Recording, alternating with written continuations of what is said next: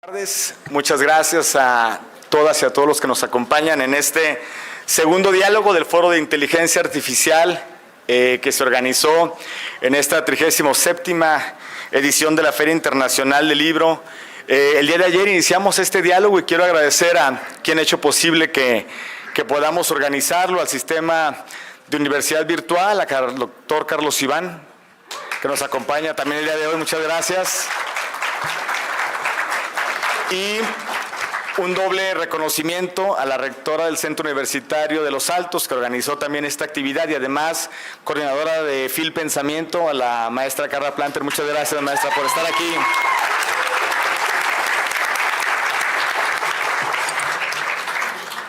Bueno,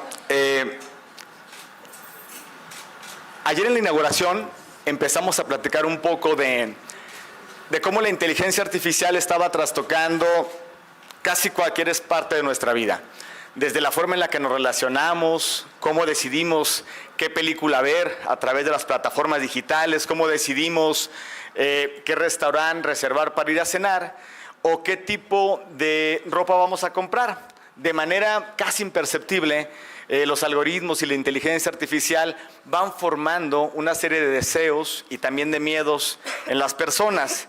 Pero si a lo mejor nos preocupa un poco pensar si nos puede convencer la inteligencia artificial o la digitalidad de qué tipo de zapatos comprar, deberíamos preocuparnos doblemente cuando lo que nos convenza no tenga que ver con la selección de unos zapatos, sino con a quién votar, qué tipo de política pública implementar, cómo podemos organizarnos como sociedad. El día de hoy, esto es relevante por algunos datos que quisiera dar a manera de introducción. Hoy en día pasamos en promedio 3 horas y 45 minutos en el teléfono móvil. Este es dato de Latinoamérica y de Estados Unidos. El 89% de este tiempo estamos en aplicaciones, en alguna app de la digitalidad. Desbloqueamos una media de 180 veces el teléfono. Creo que a todos nos ha pasado muchas veces sin saber para qué lo desbloqueamos, pero sacamos el teléfono y lo estamos viendo. Nuestros teléfonos tienen, el de todos ustedes si tienen smartphone, en promedio 3 micrófonos integrados, 2 o 3 cámaras, 14 sensores de movimiento, de aire, de presión atmosférica, 3 sistemas de geolocalización, con lo cual incluso estando apagados tienen forma de rastrearse, y además tienen nuestro permiso para hacer lo que quieran prácticamente con esos datos, porque a reserva de que ustedes sean mucho más precavidos que yo, todos le ponemos que sí cuando te pide permiso alguna app para seguirle, y damos autorización para muchas cosas que luego se pueden utilizar. Fíjense otro dato, en un minuto, hoy en día, en un minuto, lo que pasa, se envían 241 millones de emails, 18.8 millones de mensajes de texto, 10.4 de millones de visitas a Instagram, 6.94 millones de emojis se envían cada minuto, 6.3 millones de videoconferencias en Zoom se están desarrollando cada minuto, 3 millones de fotos con smartphones y 22.831 visitas a ChatGPT. Esto es relevante por muchas cosas, pero sobre todo por una en particular. Si todo esto afecta, en la palabra afectar si transforma la forma en la que los seres humanos entendemos el mundo y nos entendemos en el mundo. El día de hoy vamos a realizar esta conversación con un panel que a mí me parece muy interesante porque es muy diverso, las personas que nos acompañan, y porque creo que pueden aportar diferentes perspectivas para esto. Sobre todo el día de hoy quiero que nos concentremos como en 2 grandes ejes. ¿Qué tipo de sujeto, qué tipo de persona está produciendo este entorno digital que está cambiando? Y segundo, ¿cómo afecta esto al funcionamiento de nuestras instituciones y de nuestra democracia? Para responder estas preguntas quisiera presentar a quienes muy amablemente aceptaron la invitación a participar en este panel. Primero quisiera presentarles a Elisa Mohamedou, directora del Centro de Habilidades de la OCDE. Ella tiene más de 20 años de experiencia internacional trabajando en el campo y en la sede del Banco Mundial, Es doctora en Economía, MBA en Negocios Internacionales y licenciada en Economía. Y además, aunque nos pidió expresarse en inglés, Lisa entiende español y ahí me estás escuchando, ¿me estás? Sí. Pues mira, entonces ya es ganancia. Si me entiendes a mí, vas a entender fácilmente a los demás. Muchas gracias. Un aplauso para Lisa, por favor.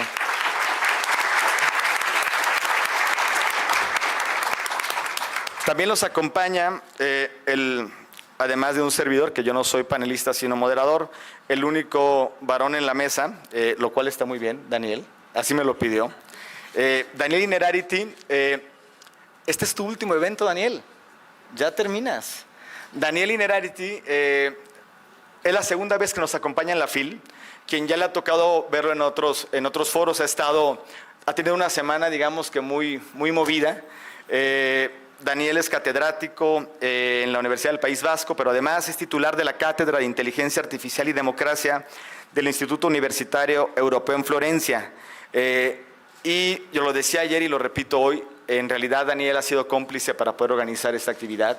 Este foro, hace un año que estábamos en la FIL y que tuvimos el gusto de conocernos, se había estrenado el ChatGPT, se había puesto abierto al público y estaba todo el mundo platicando de qué pasaba con la inteligencia artificial y yo estaba siendo anfitrión de un experto en el tema y no podías aprovechar la oportunidad de empezar a planear lo que hoy se convirtió en este foro y que pensamos que ojalá podamos hacerlo los siguientes años porque creo que va a ser un tema que sigue siendo relevante. Muchas gracias por todo, Daniel, por aceptar la invitación. Un aplauso.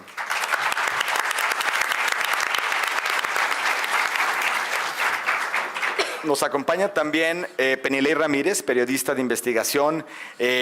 Penilei, muchas gracias, galardonada múltiples veces con diferentes premios, quien además, yo creo que muchos la seguimos en lo que haces desde el punto de vista periodístico, pero además yo quisiera aprovechar para reconocer la valentía, el profesionalismo de investigar a profundidad, más allá de generar titulares que puedan ser, ahora hablando del tema con mucho clickbait, tú te metes de fondo y realmente eso alimenta mucho la opinión pública y en un momento como el que vamos a platicar veremos los pros y contras, por lo tanto, muchas gracias por lo que puedas aportar de este panel y por estar aquí, Penilei. Bienvenida.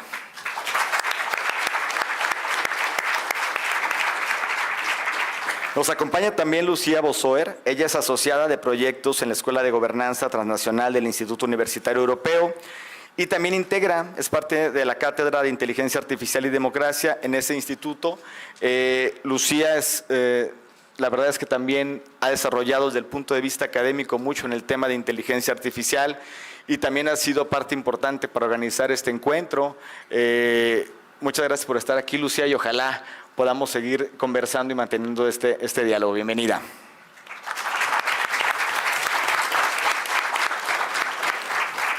Y finalmente, agradecerle muchísimo a la senadora Alejandra Lagunes. Senadora, muchas gracias por estar aquí. Alejandra fue responsable de la Estrategia Nacional Digital en el sexenio anterior del Gobierno de la República. O sea, empezaste a picar piedra en un tema que aunque ya estaba desarrollándose, digamos que no teníamos como una oficina a nivel nacional que empezara a meterse a entender, a operar este tipo de cosas. Y ahora como senadora de la República has estado impulsando diferentes iniciativas y diferentes diálogos sobre el tema de la inteligencia artificial, sus implicaciones, la forma de regularlas. Y creo que va a ser muy importante tu visión aquí. Muchas gracias, senadora.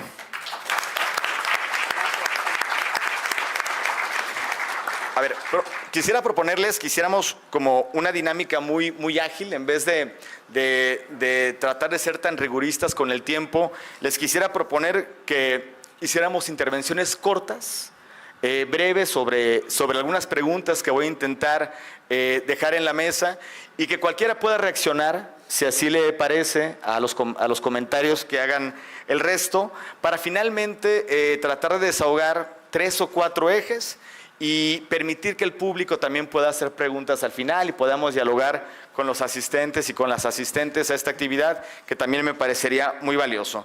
Entonces, la primera ronda la denominé democracia y política. Quiero que empecemos como por ahí, desde el punto de vista amplio, y vamos iniciando. Hay una frase de Yuval Noah Harari que dice lo siguiente: una vez que alguien consiga la habilidad tecnológica para manipular el corazón de forma fiable, barata y a escala, la política democrática se convertirá en un espectáculo de guiñol emocional. Y bueno, se dirán algunos, pues, ¿cuándo ha funcionado bien la democracia, no? O sea, si siempre ha tenido problemas. Decía John Adams que la democracia está suicidándose desde que se inventó. Entonces, ¿por qué no podría incluso aportar algo relevante, algo mejor la inteligencia artificial? Quisiera entrarle por esta parte y preguntar básicamente si es posible seguir confiando en la democracia ante la posibilidad latente o ante la realidad latente de que los algoritmos nos conozcan incluso mejor que nosotros mismos, que sepan qué deseamos, qué aspiramos, qué miedos tenemos, y si existe o pudiera existir la capacidad de la inteligencia artificial para influir en nuestros comportamientos y en nuestras preferencias electorales, ¿qué habríamos de hacer? Entonces, no sé si alguien quisiera iniciar. La senadora Alejandra. Pues a ver, de una vez empiezo. Yo creo que, a ver, la inteligencia artificial no es nueva. Por primera vez hace 70 años se habló si las máquinas alguna vez iban a poder dar una respuesta que pareciera humana. Alan Turing lo dijo hace 70 años. Y se habló de inteligencia artificial. Y hoy es una realidad, pero tiene muchos años aplicándose y siendo parte de nuestras vidas. Y yo quisiera, hoy lo que pasa es que está el foco sobre el tema de inteligencia artificial. La palabra del año son 12, es inteligencia artificial, y el foco está sobre este tema. Sin embargo, a mí me gustaría decir que sí creo que la inteligencia artificial tiene, y la inteligencia artificial ya aplicada de una manera muy simple. O sea, pasamos, tú diste los datos, horas y horas y horas en nuestros teléfonos, en las redes sociales, y esa inteligencia artificial, esos algoritmos fueron hechos 85% por hombres blancos del norte global.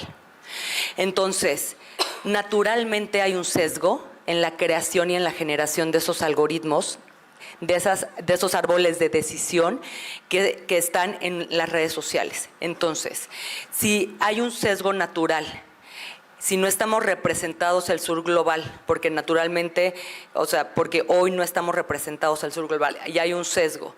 Y la información que estamos todo el tiempo consumiendo en redes sociales y en internet está hecha por hombres, en su mayoría hombres blancos del norte global, y por datos en los que no estamos representados al sur global, entonces sí hay un sesgo de información.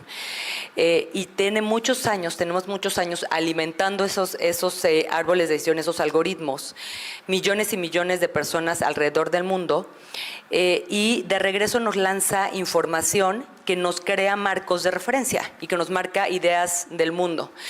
Y por dar un ejemplo, tengo una hija que es vegana y tengo una hija que no es vegana. Toda la información que le llega a mi hija vegana es del daño que hace la carne. Y toda la información que le llega a mi hija no vegana es completamente de la necesidad que hay de comer carne. Entonces, la información que nos llega y los marcos de referencia y conceptuales que tenemos del mundo y de la realidad son completamente variables. Entonces, creo que aquí la pregunta es qué es real y qué no es real. Y ahora, en el contexto político y democrático, la información que nos llega es manipulada o no. Yo trabajé en campañas políticas y fue muy sonado este tema de la empresa que trabajó en las elecciones presidenciales. Cambridge Analytica. Cambridge Analytica. Entonces, ¿se puede manipular, se puede distorsionar la realidad? Sí, sí se puede distorsionar. Ok, ahora lo que comentas, Eli Pariser, un periodista académico, le llama el filtro burbuja, escribió un libro sobre ello y cómo es posible que dos personas, incluso siendo vecinas, puedan tener opiniones y les llegue un feed a sus redes sociales que interpreta el mundo de manera distinta a partir de lo que aprendemos. Pero dijiste algo importante que me gustaría conectar con quien quisiera participar, que tiene que ver con los sesgos. Por supuesto que los algoritmos pueden tener sesgos, pero no los tienen los seres humanos, no los tiene un juez al momento de tomar una decisión, no las tiene un presidente o una responsable de una oficina pública y quizás no es más fácil evidenciar esos sesgos si los tienes a través de algoritmos que podamos operar o no. O sea, ¿es esto una ventaja o representa una amenaza peor a partir de eso? No sé si alguien... Elisa. Yes. Disculpen, voy a contestar en inglés. Just to mention, yo pienso que todas las revoluciones científicas nos llevan a cuestionar lo que es ser humano. Considero que estamos hablando aquí de una crisis de confianza, estamos hablando aquí de una crisis de temor a la tecnología.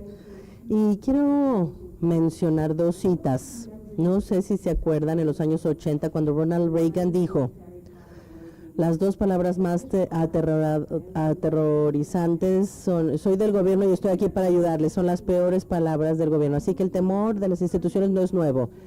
Incluso detrás de esto, en tiempos antiguos, Einstein dijo en los años 30, la tecnología que tenemos a la mano hoy día es como darle navajas a un pequeñito de 3 años.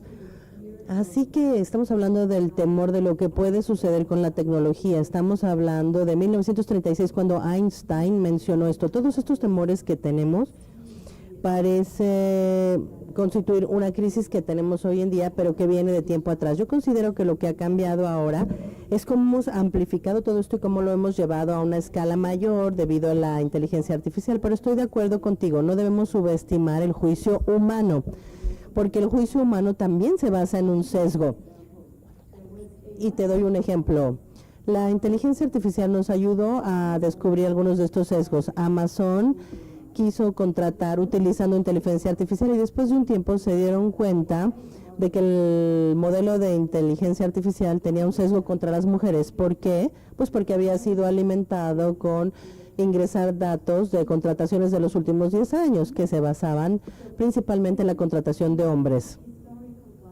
Así que hay sesgo histórico sobre discriminación que también hoy podemos reconocer gracias a la tecnología y poder abordar este tema. Claro, genera parte de esto, estoy de acuerdo con usted, señora senadora. Desde luego, la Liga de la Justicia de los Algoritmos trabaja mucho en esto. Hay toneladas de algoritmos, de sesgos, etcétera, pero es algo que debemos de colocar en un contexto también. Very good, go ahead. I just want to add something to what Elisa was mentioning. ¿Se me escucha o no hablo con...? Sí. ¿Sí la escuchan? Bueno, hablo con este. El tema del sesgo de automatización, ¿no? Que los seres humanos, y ese es uno de los riesgos que a mí me parece que debemos prestarle atención. Los seres humanos tendemos a confiar más en lo que nos dicen las máquinas que en lo que nos dice otro ser humano. Entonces, cuando una máquina nos arroja un resultado sesgado, posiblemente tendamos a cuestionarlo más que si un ser humano, un colega, nos ofrece una respuesta que está sesgada. Eso por un lado, y coincido totalmente con lo que decía Elisa sobre la cantidad de ejemplos que hay de algoritmos que hoy en día se utilizan tanto en el ámbito privado como en el ámbito público, y están arrojando resultados sesgados constantemente, ya sea porque fueron entrenados con datos que estaban sesgados o porque el diseño del propio algoritmo estuvo mal diseñado. Y para mencionarles un ejemplo quizás un poco más regional, me escuchan, vengo de Argentina. En el 2019 creo que fue que la provincia de Salta hizo un acuerdo con Microsoft para diseñar un algoritmo que pudiera predecir el embarazo adolescente. ¿Cómo pensaban entrenar ese algoritmo? Bueno, con datos de la etnia de las personas, miraban al ingreso que tenía por hogar, miraban también si el hogar tenía agua caliente, no miraban otro tipo de datos que son mucho más explicativos del embarazo adolescente, como puede ser, por ejemplo, los métodos anticonceptivos, la educación sexual integral. Entonces, ahí teníamos un ejemplo concreto de un algoritmo mal diseñado que finalmente no se llegó a implementar porque fue un escándalo, pero que podría haber arrojado resultados sesgados que hubieran sido muy posiblemente muy dañinos para la población. Así que bueno, eso. Bueno, este ejemplo del software que se introdujo para algunos jueces en Estados Unidos hace año y medio, ¿no? Ya se ha platicado en alguna otra charla, un software que pretendía medir la probabilidad de reincidencia de una persona que detenían en Estados Unidos para fijarle la pena o la multa que se podía dar. De pronto, la Asociación de Derechos Civiles norteamericana detecta que se criminalizaba 20% más a las personas de color que a las personas blancas. Entonces decían, oye, ¿el algoritmo es racista? No, simplemente el algoritmo aprende con datos del pasado y es mucho mejor para predecir el pasado que para poder predecir el futuro. Lo que pasa es que tenemos que intervenir, pero ¿cómo? Penilei. Ahora que hablas de algoritmos mal diseñados y atajar, en el último año y medio yo dirijo una unidad investigativa cuyo trabajo principal periodístico está enfocado en tratar de contar historias de lo que en inglés en Estados Unidos le llamamos people of color, personas de color que no son anglosajones en Estados Unidos. Y el trabajo que hemos estado haciendo más recientemente es justamente tratar de identificar por qué las personas de origen latino tienen menos probabilidades de ser aceptadas para una hipoteca, para que le acepten una hipoteca en Estados Unidos. Y lo que hemos encontrado es justamente un patrón parecido al que describía Lucía y al que antes explicaba un poco también en términos más generales Alejandra y Elisa, que es hasta qué punto, y es un poco, me parece, para redondear este asunto del sesgo, hasta qué punto aprende a partir de datos estadísticos, es decir, a partir de un racismo que existe real en la sociedad, un machismo que existe real en la sociedad, de manera que cuando estamos revisando estos algoritmos, en el caso de nosotros lo que diseñamos fue un mecanismo de tratar de entender cuál era la desviación entre las personas de color que eran rechazadas o que no les aceptaba el banco para hacer una solicitud de una hipoteca versus las que eran aceptadas entre distintas grupos de población, personas blancas, personas negras, personas que se identificaban a sí mismos como latinos. Pero en ese sentido, y por eso quiero conectar esto con tu primera pregunta, tiene que ver muchísimo con un componente todavía humano que hay en los datos. Es decir, está el componente humano del prejuicio real de las personas, tanto que diseñan el algoritmo como que utilizan los sistemas. Pero también está el dato histórico real de todos estos prejuicios o biases de los que hablaba Elisa. Y por último, la falta todavía de decisiones, y aquí me parece que tiene que ver más desde el punto de vista de mi trabajo, de política pública y en mi caso también de política corporativa. Es decir, hasta qué punto podemos decir es culpa de que la tecnología no está prediciendo lo suficiente o así ha sido el pasado y hasta qué punto este es el momento, en un momento de expansión, de viralización de este tipo de tecnologías. Yo creo que es un momento clave de finalmente utilización masiva de este tipo de tecnologías y por eso me parece que es importante estar teniendo esta conversación en este momento, porque este es el momento de atajar el sesgo, de reconocerlo y de tener una conversación seria respecto a él, de acuerdo con política pública y con política corporativa y empresarial. Yo creo que ahí es donde entra, digamos, el trabajo de los periodistas, cuando tratamos de identificar esto y decir, no podemos conformarnos con así ha sido la sociedad, así se ha comportado históricamente, sino hacia dónde queremos que se mueva la sociedad y qué es lo que podemos hacer en el diseño, tanto en el diseño de algoritmo como en el uso de estas tecnologías para que se comporte de otra manera y por ende responda de otra manera. Y quiero poner un ejemplo. Parte de este trabajo que les contaba, que estamos nosotros por publicar en un par de semanas, justamente habla de cuáles son los bancos, en este caso tenemos una muestra de los 50 bancos más importantes de Estados Unidos, cuáles son los bancos que han logrado hacer que el componente de percepción racial, porque no solamente sobre la etnia a las que las personas se identifican a sí mismas cuando llenan el formulario, es decir, cuando dicen yo soy latino, latina, afroamericano, etcétera, sino la percepción de unas máquinas que tienen para cuando hacen las entrevistas virtuales. Y esto es la parte que me parece más alucinante. Es decir, hasta ahora la percepción ha estado entrenada a partir de la percepción de los, en inglés le llamaríamos program officers, las personas que están en el banco directamente, y a partir de ello hemos encontrado una diferencia más o menos de un 4 o 5% entre las aplicaciones que son aprobadas y las aplicaciones que no son aprobadas. Y encontramos una diferencia muy importante si la entrevista se hizo a través de videollamada o si la entrevista se hizo en persona, porque al final es un asunto de percepción.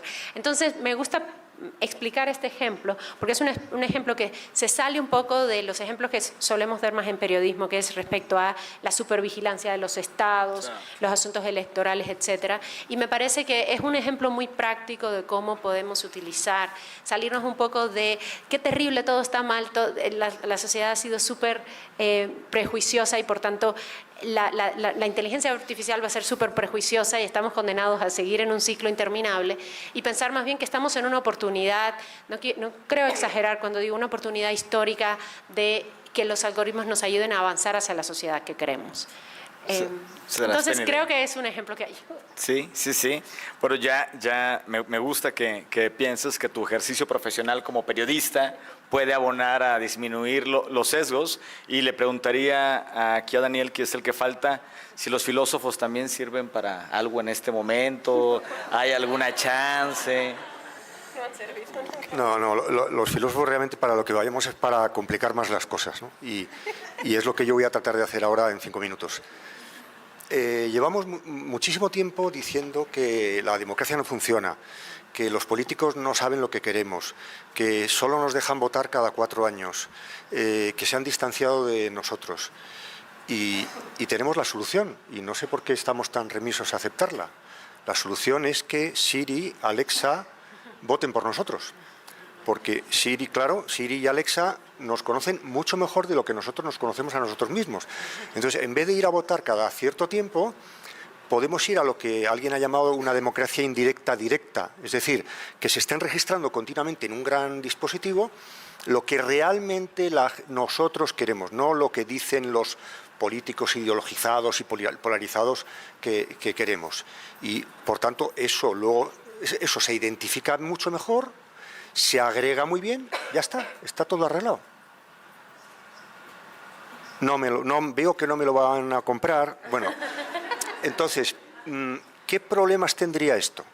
¿Qué pegas le podríamos poner? Bueno, yo creo que hay 2 grandes tipos de pegas. Primero, ¿es verdad realmente que se identifican nuestras preferencias con este sistema? Las apps de movilidad, de comportamiento, ¿realmente se identifican bien? El segundo problema es, ¿se agregan bien? Si me dejáis un minuto para cada cosa, explico por qué creo que esto no es una buena solución. La identificación. Es verdad que con esto pueden saber mucho mejor nosotros como clientes, nosotros como personas que compramos, nos movemos, tenemos una determinada salud que es detectada por las apps, etcétera. Es verdad que podemos llegar estos dispositivos pueden llegar a saber no lo que yo en tanto que mujer o trabajador o mexicano, porque no sería meterme en una clase, en una categoría, sino fulanito de tal, Penilei Ramírez, Lucía Bosoer, Daniel Inerarity, exactamente lo que quieren, ¿no? Identifican exactamente lo que quieren. ¿Es eso verdad? No. ¿Por qué no es verdad? Primero, porque nosotros no somos, dejadme que me enrede un poco en una pequeña reflexión filosófica, nosotros no somos exactamente las huellas que nuestro comportamiento deja tras de sí. Porque existe eso que se podría llamar el yo aspiracional. Que si yo ahora hiciera aquí una encuesta y dijera, vamos a hacer una encuesta a los varones de aquí. A ver, podríamos plantearlo en términos un poco antiguos, ¿cuánto ayudáis en casa, ¿no? Que como se decía antes, ¿no? A ver, el reparto del trabajo doméstico. Seguramente todos diríamos mitad y mitad. Si preguntamos a la otra parte, diría, no, un poco menos. ¿Qué, ¿Estamos mintiendo? No, simplemente que el yo aspiracional se confunde con el yo real. Pero, ¿qué tipo de política pública quiero yo que se haga? ¿Una política acorde con lo que yo hago o con lo que yo quiero ser? ¿Qué me define más? ¿Mis aspiraciones o mi comportamiento fáctico? Aquí hay un lío. Y creo que esta tecnología, el pobre Siri y la pobre Alexa, solamente reflejan lo que nosotros hacemos, pero no lo que nosotros queremos ser. Y además esto es muy importante en la política, porque la política implica un elemento de ruptura. Bueno, pero esto lo explico en segundo lugar. La otra cosa, o sea, por tanto, igual no son nuestras preferencias, exactamente nuestras preferencias, lo que queda registrado en este artefacto. Segundo, ¿de cuándo son nuestras preferencias? Ya se ha aludido aquí un poco, de otra manera. ¿De cuándo son? Son del pasado. Recogen nuestro comportamiento pasado, porque el comportamiento futuro no lo pueden recoger. Con lo cual, hay una especie de comportamentismo radical detrás de esta tecnología que presupone que nuestras preferencias futuras van a estar en continuidad con nuestras preferencias pasadas. Esto es verdad, generalmente. Generalmente el que fuma sigue fumando. Que si tienes un marido nunca vas a cambiar, básicamente. Eso también es verdad. Eso también es verdad. Sí, porque no va a reconocer la contradicción entre su aspiración y... Bien, entonces, pero hay maridos que cambian, ¿eh? Sí, hay maridos que cambian, sí. Pero esa Alexa tampoco lo mide. Sí, efectivamente, no lo puede medir. No, es decir, ¿por qué no cómo, o sea, la cuestión sería, ¿cómo protegemos nuestras preferencias futuras? Yo ahora puedo fumar, pero en un futuro puedo dejar de fumar. A mí en algún momento me hicieron gracia algunos chistes de algunos humoristas españoles que ahora los veo y son de un machismo insoportable. Y lo que me aterra es pensar que a mí en algún momento aquello me hizo algo de gracia. Y me avergüenza profundamente, ¿no? Bueno, por lo tanto, el asunto sería ¿cómo protegemos las preferencias del futuro? Sobre todo, estoy pensando en que la política, estamos hablando de democracia también, la política tiene un elemento de ruptura.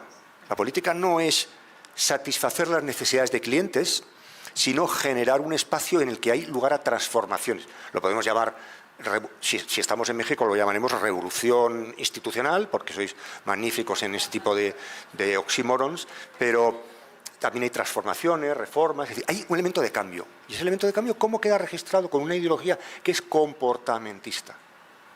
Segundo, la agregación. Bueno, vamos a conceder que Siri y Alexa efectivamente han recogido todo, han identificado nuestras preferencias y entonces ahora un gran sistema de agregación. ¿La democracia es un sistema de agregación? No.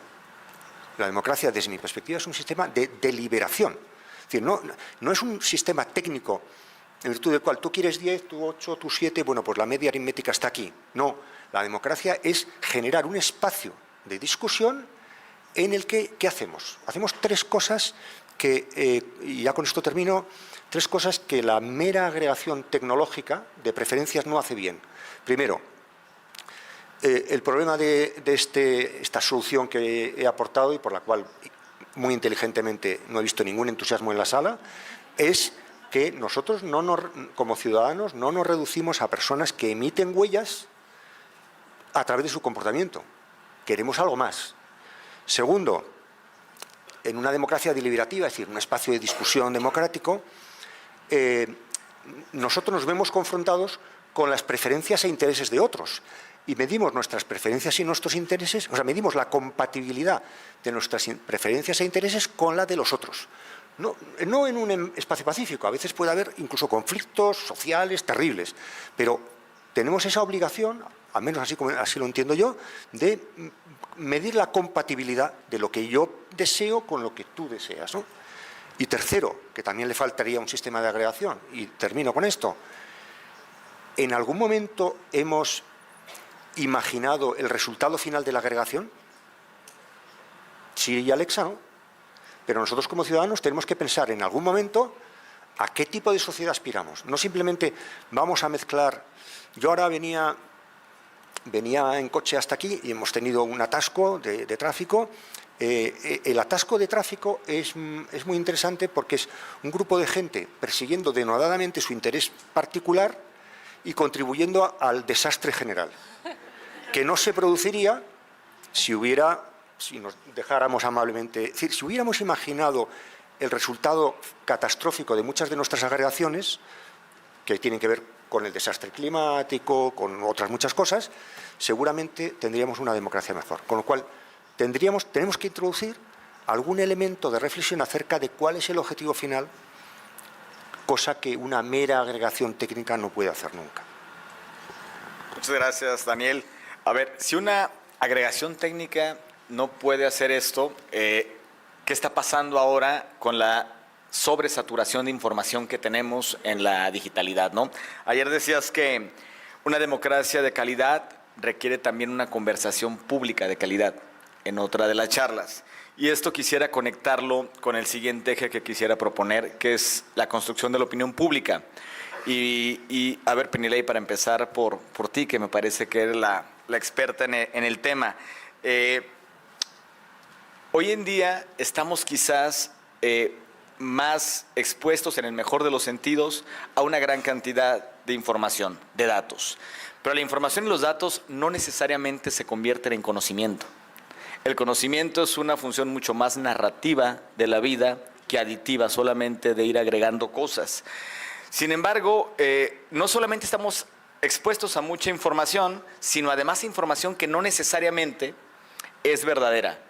Y el término de fake news o posverdad, me quise referir más al de posverdad que al de fake news, de repente me parece como que es una forma de lavarle la cara a algunas cosas. No es que no es mentira, porque es una interpretación de la realidad que se está dando. Para construir una opinión pública en este momento, tenemos un montón de elementos disponibles, baratos, a escala, para poderlo hacer.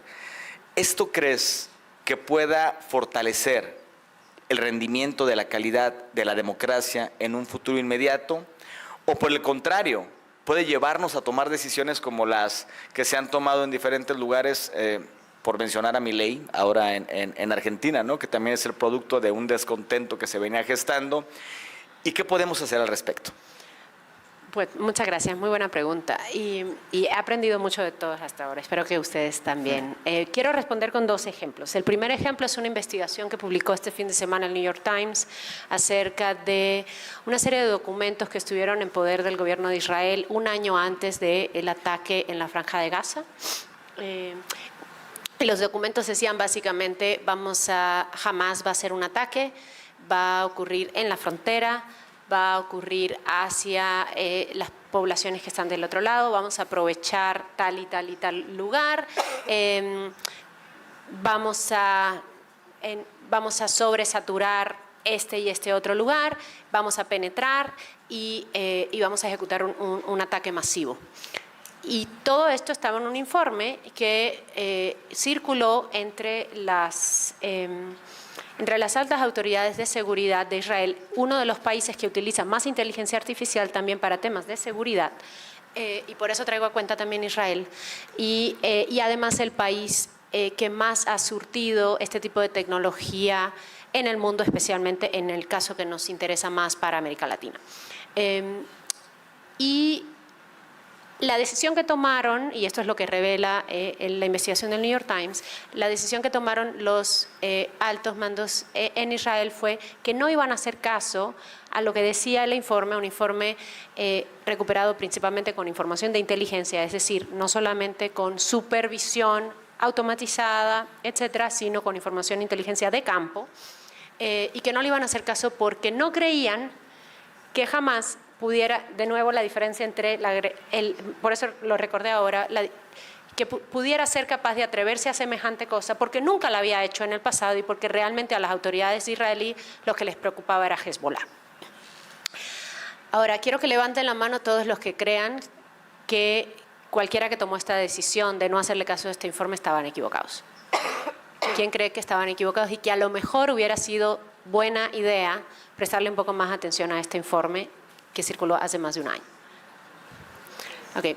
¿Significa entonces que Israel y su aparato de seguridad, supervisión automatizada no tiene futuro? ¿O significa que tenemos que acordarnos una y otra vez que el elemento esencial de base, de calle, que está ahí y que no es la agregaduría de datos, como explicaba Daniel, sino la combinación del uso de la tecnología con el instinto, que es algo que todavía creo que no existe, y si existe, por favor, me corrigen, y creo que eso es el elemento que quiero agregar a pensar en el futuro. Yo agregaría también el instinto.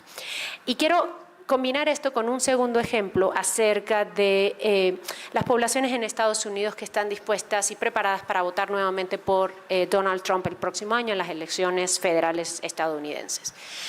Casi todos los estudios que se han hecho en Estados Unidos sobre por qué esas poblaciones votaron por Trump, las preguntas sobre si el papel de empresas como lo que se mencionó, Cambridge Analytica, tuvieron que ver con inundar a la gente con noticias falsas o inundar a la gente con noticias más o menos verdaderas o con datos verdaderos con un ángulo falso.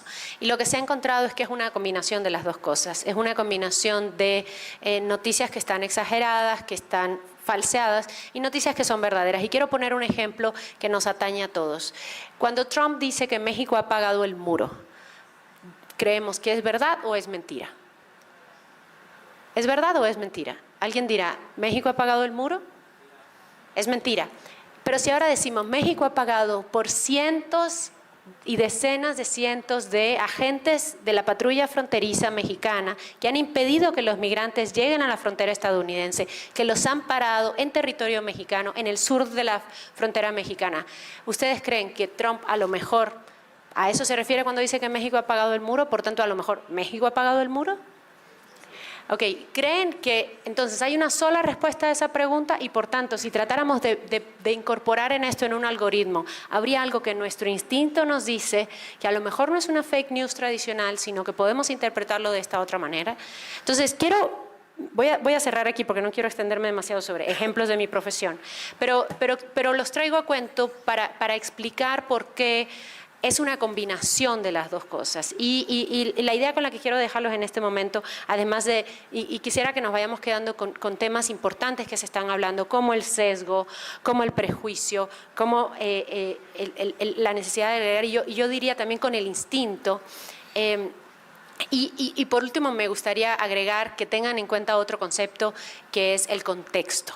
Creo que todo esto nos ayuda para tratar de agregar cuáles son los elementos centrales en donde nos diferenciamos entre lo que podemos entrenar y lo que podemos desarrollar en todo el proceso que estamos haciendo tecnológico y todavía lo que podemos entender como comportamiento humano. Entonces, espero que eso conteste, más o menos. Muchas gracias, Penilei. A ver, algoritmos y toma de decisiones frente a la guerra. Ahora me gustaría preguntarte, Alejandra, senadora, y frente a la política, también se producen estas tomas de decisiones más inteligentes, más estratégicas. El perfil del votante también es susceptible ante este impacto tecnológico. Tú has participado en procesos electorales, has intentado regular, estás metida en estos temas. ¿Qué opinión te merece al respecto? Pues quisiera nada más recordar que el próximo año vamos a salir a votar 4,000 millones de personas en el mundo. La mitad de la humanidad va a salir a procesos electorales por algún tipo de cargo electoral. 2,000 millones de personas a votar por presidente. Y lo que me parece de mucho impacto, y yo he trabajado en la iniciativa privada, en tecnología, después en campañas políticas, después en hacer política pública en el gobierno y ahora en hacer leyes. Y me parece muy importante decir que sí, la tecnología se usa y se puede usar para bien, y el problema es que se puede usar para mal, ¿no? Creo que la tecnología no es el demonio, es el uso que se le da a la tecnología. Y por eso es que ahora desde la regulación, el tema no es si se debe prohibir o no la inteligencia artificial, sino son los usos de la inteligencia artificial en ciertos sectores o usos de alto riesgo. Entonces, regresando a la pregunta, creo que lo que se vuelve diferente en esta ocasión, en los procesos y en los gobiernos actualmente, es que la inteligencia artificial es una tecnología muy potente. Es una tecnología que tú empezaste con una cita de Yuval Harari. Yuval Harari dice, la inteligencia artificial está hackeando la mente del humano, ¿no? Porque sí está hackeando a la civilización. Y una de las grandes mentes de la humanidad dijo que la inteligencia artificial sí puede ser el fin de la humanidad como la conocemos hoy. Entonces, creo que lo que nos enfrentamos los políticos o los gobiernos o la iniciativa privada, así nos estamos enfrentando a un cambio civilizatorio. Y lo que creo que es diferente hoy, César, es que los deepfakes, los falsos profundos, es muy difícil saber si son reales o no. Y ya hay muchísimos casos fuera, y las campañas van a estar llenas de deepfakes. O sea, ya se están utilizando, los republicanos lo están usando mucho, en México ya empezaron a utilizarlos en el marco de las campañas políticas, y el problema es que como ciudadanos no sabemos si es real o no. Porque tiene elementos, o sea, lo que era diferente antes era que a lo mejor con un poco más de investigación podías darte cuenta y podías saber que es un deepfake, ¿no? A ver, el problema es un fake news. El problema es que ahora toman la voz de mi cara y me ponen en una situación que solamente técnicamente se necesitan herramientas para saber si es real o no. Y una vez que salen estas noticias y se divulgan, ¿cómo vamos a hacer para como ciudadanos saber si eso es real o no? Y ahí es donde estamos, el gran reto de la política, de los gobiernos, el gran reto, y estoy dando un ejemplo en uso electoral, ¿no? Que hoy no es mi tema es hacer leyes. Mi tema es, bueno, ¿qué regulamos de la inteligencia artificial? O sea, ¿cuáles son los riesgos de alto? O sea, el mundo hoy está diciendo, a ver, vamos a regular los usos. ¿Cuáles son los usos de alto riesgo? Y cómo, si el uso positivo es muy alto, ¿cómo vamos a hacer para mitigar el riesgo, ¿no? Esa es la conversación, realmente. La respuesta es bien compleja. Por eso es que ningún país en el mundo, o sea, muy pocos países están regulando, se han atrevido a regular. Porque sí, la regulación, tenemos que regular, sí tenemos que regular.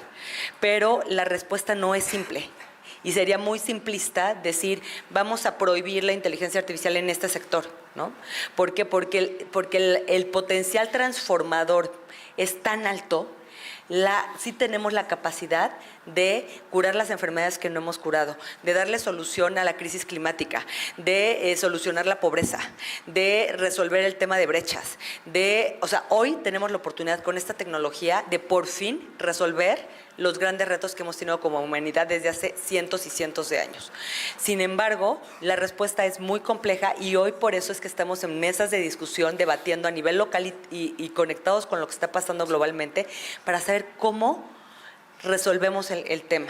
Y pues sí, políticamente la mitad de la humanidad va a salir a votar el próximo año sin una regulación clara del uso de la inteligencia artificial en campañas electorales. Ese es otro reto. Sí. A ver, Alejandra, hablas de un cambio de paradigma y te metiste al tema de regulación, que también queríamos tocarlo en este panel, gobernar el algoritmo. Hace un par de semanas, la Comisión del Senado se reunió con Biden para ver cómo regulaban en Estados Unidos los algoritmos, la inteligencia artificial sobre todo, y entre varias de las cosas que empezaron a disponer decían que todo fotografía, te estabas hablando de eso, que todo escrito que se produjera o cualquier contenido a partir de inteligencia artificial tuviera que llevara como una marca, llevar algún identificador de que fue producido por la inteligencia artificial. Tú escuchas así como la propuesta y dices, bueno, quizás, pero luego sabes qué difícil es implementarlo. O sea, la cosa no es crear una normatividad perfecta, sino una normatividad posible a partir de las condiciones que hay. ¿Qué hacemos con la regulación? ¿Qué oportunidades hay? ¿Alguien? Elisa, por favor. Yeah. Just before that, I wanted to go back to... Antes de esto, quiero volver al punto de que yo considero que tenemos que empezar a pensar en tecnología como algo complementario y no un sustituto, porque así se cambia la conversación. Si constantemente hablamos de la tecnología sustituyendo a los seres humanos, pues estamos equivocados. Se trata de complementar. Y como dijo, hay bueno y hay malo, así que hablamos mucho de esta información, la otra información, mala información. El punto es que el discurso público ha aumentado debido a la tecnología y hoy día hay voces que se escuchan que antes no se escuchaban. Esto es un logro que trae consigo las dificultades de tener este tipo de información incorrecta que se va amplificando. El punto es que el discurso público y el espacio del mismo ha aumentado. Y yo creo que esto es algo que debemos de recordar y mantener. Otro tema es todo el acceso a la información que también ha aumentado. Lo que falta y donde estamos batallando es la educación acerca de identificar información. La educación y el sistema no están allí con el desarrollo de la tecnología, así que en la OCDE conocemos el examen PISA y vemos chicos de 15 años y su capacidad de decidir por la información correcta o no. Lo que vemos es que muy pocos jóvenes aprenden y se les enseña estrategias para identificar y entender cuál es la fuente de la información, cuál es una fuente válida, dónde encuentro, dónde verifico, dónde busco, y en eso es en lo que nos debemos enfocar, porque si tú le das a la gente esta capacidad, esto les va a ayudar muchísimo. Y creo que también necesitamos algo más. El otro punto que quiero mencionar es que debemos ser cuidadosos de no juzgar la tecnología hoy en día, su capacidad y lo que podría ser. Estoy de acuerdo con ustedes. ChatGPT, si le das una calificación es C o D, no quiere decir que se vaya a quedar ahí. Creo que va a mejorar mucho más rápido de lo que pensamos y va a pasar a una B o B menos. Pero claro que va a avanzar y creo que hay algunos problemas cuando hablamos de defectos, etcétera. La tecnología está avanzando. Hay avances que también van a mejorar lo que vaya saliendo de la inteligencia artificial. Lo que es importante es la transparencia. Eso es lo que nos falta en este momento cuando hablamos de algoritmos. Y eso es un tema obligatorio. ¿Quién lo desarrolla? ¿Cómo lo desarrollan? ¿Y para qué lo desarrollan? Eso es vital. Cuando se trata entonces de la regulación, hay muchas conversaciones acerca de la regulación y muchos casos. Algo que falta, en mi opinión, son las normas profesionales. Cuando se habla de un médico o de cualquier tipo de otro entorno de trabajo, la gente puede perder su licencia si hace algo mal. Cuando vas a publicar, tienes que pasar por consejos de revisión y no tenemos eso cuando se trata de inteligencia artificial. Yo creo que lo que necesitamos es profesionalizar reglas y normas a nivel industria, no solo a nivel compañía. No debemos de preocuparnos si Google es mejor que la inteligencia artificial abierta o no, sino que tenemos que tener normas a nivel industria. Eso es lo que debemos exigir y es muy importante. Además de la regulación, tenemos que tener normas aplicables. Y esto no lo hemos visto todavía, apenas van en esa dirección, pero no está allí todavía en su totalidad. La otra parte que quiero mencionar es cuando hablamos de ética, hicimos investigación en la OCDE, viendo espacios vacantes de trabajos, ¿no? En trabajo de inteligencia artificial. Vimos los últimos años y se pueden ver las capacidades y habilidades que se requieren de personas que trabajan en este mundo. Menos del 1% de las vacantes en línea se referían a la ética. Así que la gente que está programando y desarrollando todo esto, no tienen que pensar en todo esto, y creo que eso es muy importante para nosotros. Para nosotros sí es muy importante esta investigación, porque la sacamos allí para decir, les pides que sean buenos comunicadores, que tengan estas habilidades, las otras habilidades, pero no les estás pidiendo que consideren la ética, y eso, en mi opinión, es muy importante, y para nosotros ese fue muy importante mensaje para sacarlo, publicarlo. Go ahead. Okay. Por un lado, el tema de las deepfakes y las fake news, que efectivamente es un desafío muy complejo. Las watermarks eventualmente pueden ayudar, pero está demostrado que cuando alguien ve una fake news, lee una fake news, por más de que 2 días después nos digan esto era una fake news, no era real, nosotros nos vamos a quedar con la idea de que era real. Entonces también hay un desafío psicológico allí, ¿no?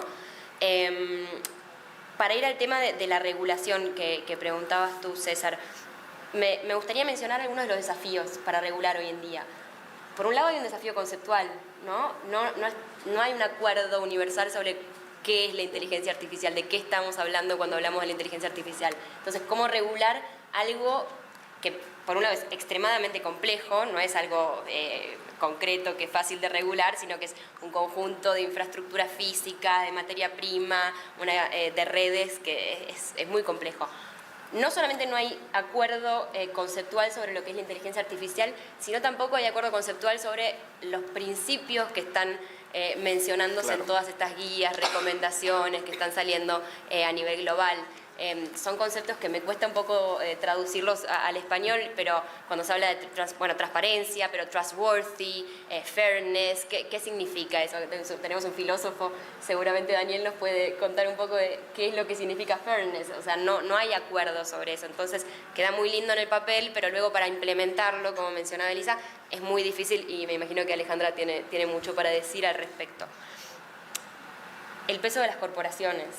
Y allí el tema de la captura regulatoria para mí es fundamental, hoy en día en particular, que estamos viendo a los Sam Altman pidiendo que por favor los regulemos, ¿no? Comentario aparte, Sam Altman en el Senado de Estados Unidos pedía regulación, pero luego cuando se estaba discutiendo el AI Act, que es la mayor pieza regulatoria a nivel europeo de la inteligencia artificial, por detrás estaba haciendo lobby en contra. Entonces, tengamos un poco de cuidado, pero me parece importante el tema de la captura. Perdón, Lucía, como contexto, Sam Altman es el CEO de OpenAI, la compañía que inventó el ChatGPT. Muchas gracias. Toda una periodista dando apuntes aquí para... Es muy importante. Yo a veces hablo como que no todos sabemos quién es Sam Altman. La captura regulatoria. Entonces, ayer creo que era Marco, uno de los ponentes que estaba aquí en el panel del mediodía, que él hablaba de una ventana de oportunidad de los gobiernos para discutir regulaciones a nivel global porque las empresas están interesadas en que las regulen. Yo creo que es un poco al revés. Yo creo que las empresas vieron la ventana de oportunidad para meterse en la discusión y yo creo que ahí cabe la pena preguntarse por qué están tan interesados en que los regulemos, ¿no? Quizás hay un poco de interés allí, quizás en asegurarse su posición, en ser ellos quienes dicten las reglas de juego. Entonces, no digo que no tengan que participar de la conversación, es fundamental que participen de la conversación, sin ellos sería imposible, pero sí tengamos cuidado de que no terminen liderando la regulación. Sí. Pidió la palabra Alejandra antes de... A ver, quiero ser muy puntual. En el Senado se creó hace unos meses la Alianza Nacional de Inteligencia Artificial, un mecanismo de verdad único porque está sentado, es un mecanismo multipartes, multi-stakeholders, donde está sentada la academia, sociedad civil, la iniciativa privada, los gobiernos de los tres órdenes, organismos autónomos, organismos internacionales. Y el trabajo de esta alianza ha sido debates de cientos de expertas y expertos en materia, sobre todo con una visión de regulación, de política pública y de modelo de gobernanza de la inteligencia artificial. Y ha sido muy interesante porque es en México, porque estamos conectados con la región y con el mundo en estos tres grandes temas, ¿no? Regulación, que es lo que hacen, o sea, las leyes, política pública, que es lo que hacen los gobiernos, y modelo de gobernanza, quién es el encargado de hacer que eso se cumpla. Esas son las discusiones. Y estamos enfocados en tres grandes temas, o sea, en las conclusiones de las mesas de trabajo de meses de cientos y cientos de expertos en inteligencia artificial, es que debemos enfocarnos en primer lugar, en ética, en el desarrollo y uso de la inteligencia artificial. Segundo, derechos humanos. Y tercero, la innovación.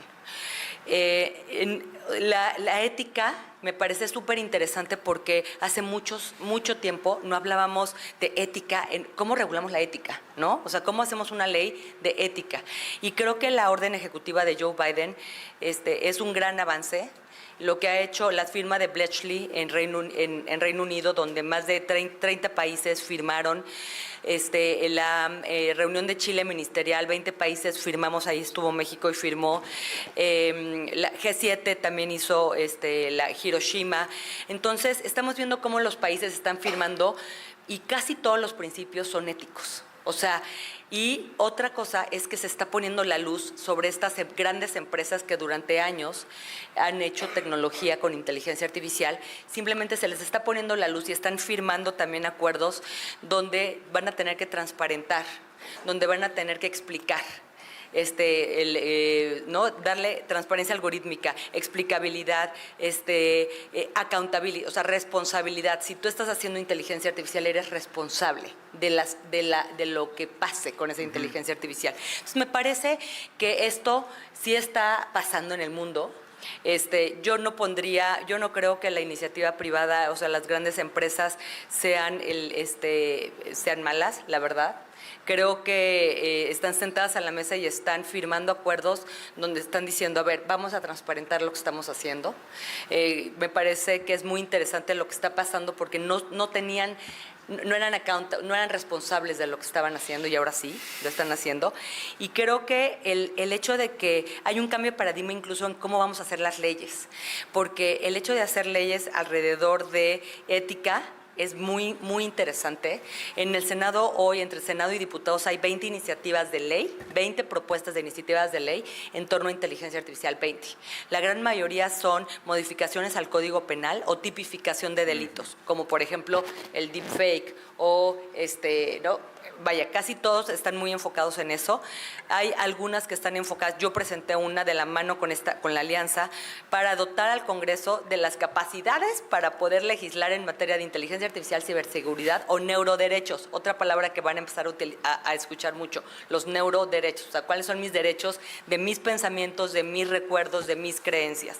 Entonces, por ahí viene mucha legislación, o sea, se está rompiendo el paradigma. Lo que les quiero contar es platicar un poco, de sensibilizarlos, se están rompiendo paradigmas incluso de nuestra Constitución, ¿no? O sea, ¿cómo vamos a hacer para legislar en algo que es muy nuevo, que es una tecnología muy nueva? Y sí se está hablando mucho de ética, se está hablando mucho de responsabilidad, se está hablando mucho de transparencia, de derechos humanos. Ahora, hay muchas cosas que la ley ya contempla, entonces hay cosas que vamos a modificar. Por ejemplo, la ley de datos personales hace 13 años que no se modifica, que no se actualiza, hay que actualizarla, pero hay que hacer una nueva ley o más bien hay que hacer modificaciones a leyes actuales. Entonces, es un trabajo que se está haciendo en los congresos, no solamente de México, sino a nivel global y de la mano.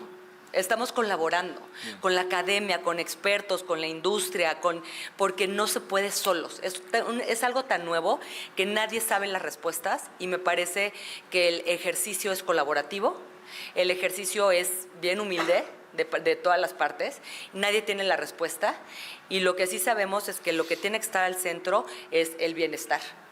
O sea, y que la otra es que el ser humano debería de estar, o sea, la inteligencia artificial debe ser el copiloto, no el piloto. Y esa es la conversación y por ahí van las iniciativas de ley. Y la otra es que en México educación es una de los grandes temas, la generación de capacidades, porque el trabajo hay mucho miedo alrededor de la inteligencia artificial y de que nos van a quitar el trabajo o de que robots van a gobernar el mundo. Y el tema no es que la inteligencia artificial nos va a quitar nuestro trabajo. La gente que sepa usar la inteligencia artificial es la que nos va a quitar el trabajo. Sí. Entonces, creo que mucho de lo que tenemos que hacer a nivel regulatorio es generar capacidades, educación y obviamente detonar la innovación. Sí. Para que no sean poquitas empresas que estén haciendo inteligencia artificial. Muchas gracias. Ética, fairness, ¿y eso qué es, Daniel? ¿Cuáles principios éticos son los que deben preservarse? ¿Cuáles son los criterios que deberían gobernar? Todos estamos de acuerdo que debería ser ética la inteligencia artificial, y responsable y moral. ¿A partir de qué?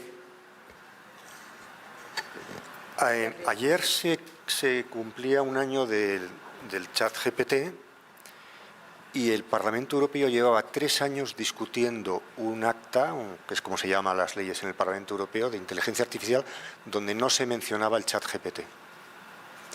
Esto nos debería inquietar. Es decir, aquí lo que tenemos es un desarrollo tecnológico rapidísimo, tremendamente ágil, y unos legisladores que no se están enterando.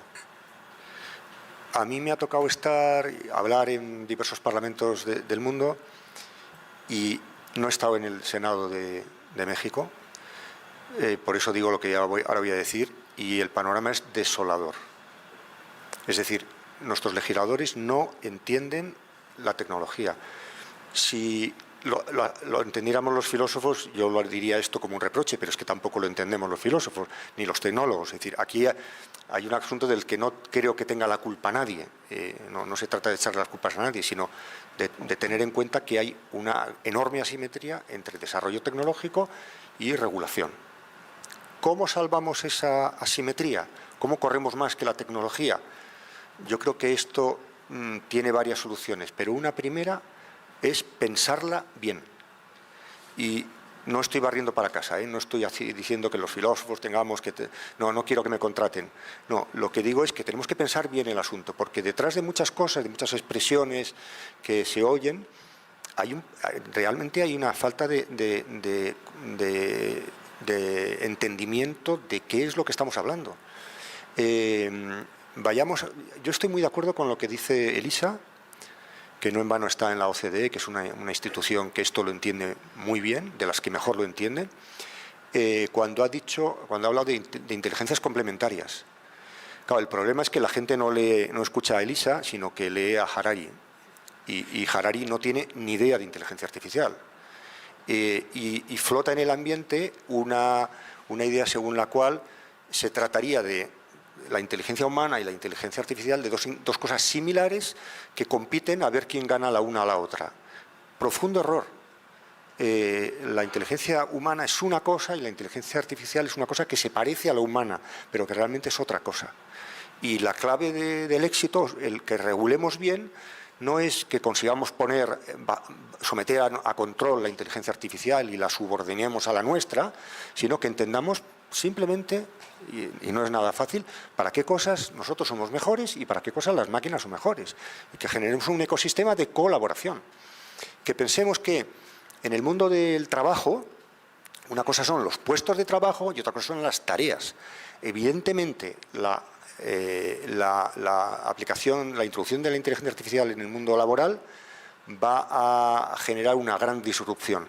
Pero esa disrupción la gente la entiende a la manera reductiva, como cuando la gente entiende innovación como automatización. Hemos innovado en esta empresa porque hemos automatizado muchos procesos. Si toda la innovación consistiera en la automatización, los trabajadores y las trabajadoras estarían perdidos. Si la introducción de inteligencia artificial en el mundo laboral significa generación de un ecosistema de colaboración entre dos tipos de inteligencias distintas, estamos salvados. Una cosa es puesto de trabajo, otra cosa es tarea. Las tareas se pueden automatizar, pero los puestos de trabajo son distintos de las tareas. Yo puedo seguir con mi puesto de trabajo y puedo automatizar determinadas tareas. De hecho, los profesores ya lo hemos hecho. Más o menos. Hay cosas que ya... Y ahora con el ChatGPT, Lucía, que colabora conmigo en la cátedra de Florencia, sabe muy bien que ya no podemos pedir a los estudiantes que hagan un trabajo final de curso y conforme a eso evaluarles, porque eso ya lo hace el ChatGPT. No nos ha costado mucho aprenderlo, pero hace 2 años no lo sabíamos. Entonces, yo creo que esto tiene que ver sobre todo con una gran distinción entre cosas que las máquinas hacen mejor y cosas que otro ejemplo, en el ámbito de la creatividad. Las máquinas están haciendo varias sinfonías de Beethoven. Han acabado la inacabada de Schubert. Han hecho muchas cosas maravillosas. Shakira tiene una voz estupenda, a pesar de que ya tiene unos cuantos años, y tunea su voz. Es decir, hay muchos mecanismos, muchos procedimientos para generar obra de arte a partir de la inteligencia artificial. Ahora bien, ¿significa exactamente lo mismo hacer una sinfonía nueva de Beethoven que generar un Beethoven? Lo que es difícil es generar un nuevo Beethoven. Lo que es fácil es completar a partir de la recombinación de trazos, de momentos estilísticos estereotipados, seguir dándole a la máquina. No te digo ya nada si se trata de Bach, que es un compositor tan regular, ¿no? Con la política pasa lo mismo. Con la política pasa lo mismo, ¿no? No digo regular en el sentido de que Bach es muy mecánico y es muy fácil descubrir la regularidad, porque era su propio procedimiento de composición. Con Beethoven es mucho más difícil, y sobre todo con el último Beethoven, porque el último Beethoven, por cierto, yo antes hablaba de comportamentismo radical. El último Beethoven, que a mí es fascinante, me fascina mucho, el último Beethoven implica una ruptura radical respecto de su propio estilo anterior. Beethoven rompió en un momento, rompió lo que era previsible, y el último estilo de Beethoven es un estilo infantil, simplista, juguetón, de una enorme belleza, pero muy poco barroca. Es magnífico, ¿no? Eso una máquina no lo podía haber hecho. Podía haber hecho la octava, podía haber hecho la novena de otro estilo, pero la parte de la novena que corresponde al estilo tardío de Beethoven, eso una máquina no lo hubiera, porque no era previsible. Entonces, distingamos, los artistas están encantados con la inteligencia artificial porque les exime de muchas cosas, de toda la orquestación. Por ejemplo, la orquestación la hacen las máquinas muy bien. Bueno, yo creo que con la política pasa algo parecido. Distingamos qué partes del proceso político son mejores si las hace una máquina, y hay criterios que se pueden aducir para esto, y yo admiro mucho a los políticos de raza, a los políticos que tienen intuición, que tienen visión de conjunto, que no son muchos, ¿no? Porque hacen algo que es insustituible. Pero la burocracia, la mera administración, la gestión de lugares comunes, etc., hombre, desde luego eso puede ser perfectamente sustituible, ¿no? Me gustaría responder con un par de ejemplos sobre esta idea de del complemento. Y un poco como una provocación voy a responder con el escándalo más reciente en la compañía en este momento más famosa del mundo que produce inteligencia artificial, que es OpenAI, de la que hemos hablado mucho, la compañía que hace el ChatGPT. En las últimas semanas hemos tenido muchísimas historias en periodismo respecto a esta compañía, y son historias que no podríamos haber hecho usando el ChatGPT. Por ejemplo, un buen día, de manera completamente inesperada, Sam Altman, de quien hablaba Lucía, lo llama al consejo de administración de la empresa y le dice: usted está despedido. Eso probablemente no lo hubiera previsto el ChatGPT. Y le dicen que está despedido además después de varias semanas en que había una disputa, una molestia muy seria entre una de las miembros del Consejo de Administración, que es además académica, y Altman, a partir de una discusión esencial al interior de OpenAI respecto al inicio de la compañía. Yo no sé si ustedes saben, pero esta compañía surge inicialmente como una asociación no lucrativa, una non-profit, precisamente poniendo por delante, como decía Elisa, la ética en la creación de la inteligencia artificial.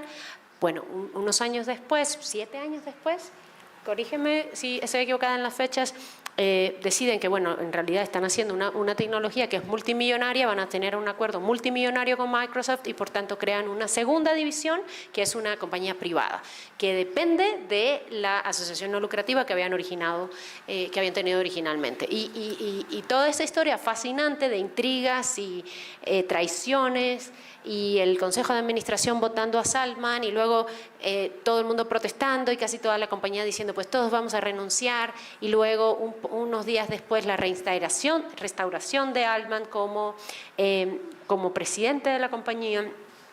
Y todo este cuento que les he dicho es un cuento que lo sabemos gracias a reporteros de carne y hueso que se están reuniendo con gente de carne y hueso para enterarse cuáles son todos los chismes del Consejo de Administración, y que por tanto, hablando de la complementariedad y de para qué son buenas las máquinas, hasta ahora no son demasiado buenas para hacer algo que sabemos hacer nosotros muy bien, que es tratar de leer cuáles son las motivaciones de la gente cuando tratamos de enterarnos de los chismes de los demás. Y digo chismes sin ser peyorativa hacia mi propio oficio. Entonces, ¿qué es lo que sí estamos haciendo en periodismo en este momento? Estamos utilizando muchísimo inteligencia artificial para hacer bases de datos o para tratar de entender, por ejemplo, un colega mío del Washington Post, del Wall Street Journal, ha logrado hacer una cosa maravillosa utilizando inteligencia artificial, que es básicamente descargando todas las inversiones que miembros del Congreso estadounidense han hecho en empresas públicas, es decir, empresas que están en bolsa, y han logrado a través de inteligencia artificial entender cómo se comporta la inversión que hacen los miembros del Congreso estadounidense en acciones de esas empresas públicas versus cuáles son las leyes que aprueban en el Congreso o los grandes contratos que dan, etcétera. De manera que cualquiera de nosotros, por más bueno que sea en su trabajo y por más que le encante tratar de sacar los trapitos al sol de los corruptos, y vaya que a mí me gusta particularmente, no hubiera podido ser capaz de lograr algo así con mi Excel, por más copas de vino o tequilitas que me tome para poder seguir despierta toda la noche. Pero sí que no hubiera podido, a lo mejor, el ChatGPT tratar de entender por qué había un desastre en el Consejo de Administración de su propia compañía. Entonces, creo que esto es un ejemplo, además muy actual, muy vivo, que refleja cuáles son, me parece que lo quise contar para poner un poco en contexto lo que decía Daniel, y creo que es un ejemplo que muestra claramente cuáles son las diferencias y las complementariedades, ¿no? Entonces, respecto a mi oficio, lo que está sucediendo actualmente es que sí, estamos muy preocupados, y quiero hilvanarlo con el asunto electoral, porque claro, si antes era fácil crear un video falso diciendo que un político dijo algo que no dijo, o un audio falso, es mucho más fácil hacerlo ahora, sí, pero también es mucho más fácil para nosotros utilizar la inteligencia artificial para tratar de cachar todas esas cosas. Y si estamos viendo un video diciendo que es una balacera en Zapopan, y podamos ver que en realidad es una balacera en Ucrania. Y un periodista tradicional a lo mejor se tardaría varias horas en poder hacer eso. Y no sucede así con la inteligencia artificial, de manera que sí, va mucho más rápido la generación de noticias falsas, pero también va mucho más rápido los procesos de corroboración, y un poco esa es la parte, digamos, esperanzadora respecto a mi oficio de lo que está sucediendo, sobre todo en temas relacionados con elecciones y tal. Lo que creo que no se sustituye, y esa es mi esperanza hasta ahora, es este asunto de el instinto, la motivación, la parte que no le dices a Siri, los secretos que no cuentas, que ni siquiera pones en tu diario, ¿no? Pero que están ahí, y que un reportero experimentado lograría tratar de hilvanarlo y tratar de entenderlo, lo que le llamamos en periodismo el big picture.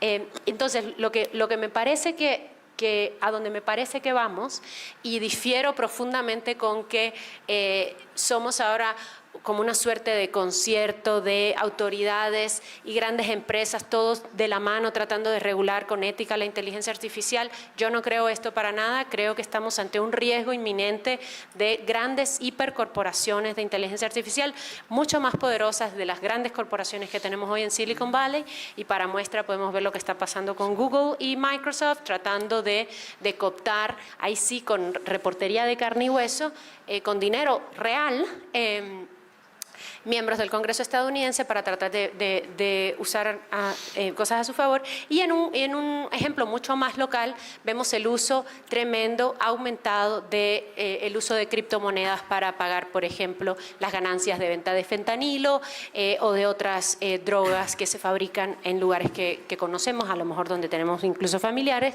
y cuyas ganancias se cobran a través de grandes tecnologías en mercados globales de esto que no entendemos. Entonces, trato de explicar eso para entender que estas cosas que parecen muy lejanas, muy un poco como de estas novelas de los 70s o películas de los 70, al final terminan siendo teniendo usos que son usos muy concretos, y usos muy concretos que tienen que ver con lo que entendemos básicamente, por ejemplo, para terminar con el asunto de las criptomonedas, de cómo se desarrollan economías locales a partir de la infusión masiva de dinero ilegal que llega a lugares específicos del mundo, entre ellos a muchos lugares en México, gracias a la hiperutilización de estas tecnologías para eludir otra cosa que las autoridades tampoco han logrado regular, que es básicamente cómo mover dinero de manera internacional utilizando medidas de encriptación súper desarrolladas, que por supuesto ningún Congreso hasta ahora ha logrado cachar, y no creo que pronto lo lograrán hacer. Bueno, pues, ¿por qué no cerramos por ahí? Quedan algunos minutos y me gustaría como quisiéramos quizás un cierre muy breve sobre este asunto que estaba planteando Pernilla y que se ha tocado aquí. Una de las ventajas de la democracia liberal era, una de las seducciones, decía Pierro Zambalón, es que es un lugar que defragmenta el poder, que impide este contrapeso, que el poder se concentre, el lugar vacío del poder. Ese era como un atractivo moral de la democracia liberal. Sin embargo, por supuesto, que la tecnología de la inteligencia artificial nos está enseñando que hay una ruta a la concentración. Las GAFAM, o sea, Google, Apple, Facebook, Microsoft, Gama ahora, ¿verdad? Sacamos ya, se sumó Facebook a Microsoft. Baidu, TikTok. Sí, están concentrando, aquí mi amigo Carlos Iván lo dice muy frecuentemente, el 80% del poder, de la influencia y del negocio que hay. ¿Hay algo que hacer? O sea, porque esto va en contra de todos los sistemas que hemos venido construyendo. ¿Y qué podemos hacer desde la legislación global o qué podríamos intentar hacer para evitar esa concentración de poder y lo que eso puede ocasionar por sí mismo? 2 minutos para que haya oportunidad de que intervenga el público. ¿Quién quiere empezar? Nadie quiere empezar. Alejandra, tú quieres empezar. A ver, yo cierro. Sí, son los FANG y los BAT y me parece que son el nuevo cuarto poder. Ellos son las grandes plataformas que todos usamos. Facebook, Google, Amazon, TikTok, Baidu, Alphabet. Digo, ya cambiaron los nombres de algunas empresas y ya cambió el acrónimo, pero básicamente ellos son quienes tienen, y es Estados Unidos y China. Por eso les decía que el mundo es bipolar y además altamente concentrado, porque quien hoy hace esta tecnología, pues son algunas empresas. Ahora, ¿cómo hacer que la balanza, cómo mover el péndulo? Me parece que mucho está en el tema de la innovación. O sea, ¿cómo hacemos para que haya startups locales, para que empiecen a haber más jugadores en la cancha? Creo que el nombre del juego pues, es, de nuevo, regreso a educación, a capacitación y a inyectarle dinero al tema de innovación. O sea, cuando un país como China pone en su Plan Nacional de Desarrollo inteligencia artificial y como parte de su política pública y su presupuesto inyecta billones y billones de dólares, igual está Estados Unidos, a empresas locales, entonces pues por eso es que tenemos empresas en Estados Unidos y en China donde que tienen esas capacidades. Si nosotros quisiéramos como país y como el resto del mundo, pues tenemos que inyectarle a la educación, a generar las capacidades y a la innovación. Bien. Muchas gracias. Por ahí va. Muchas gracias. Vayan pensando sus preguntas, ¿eh? ¿Quién más? So I think there is a movement.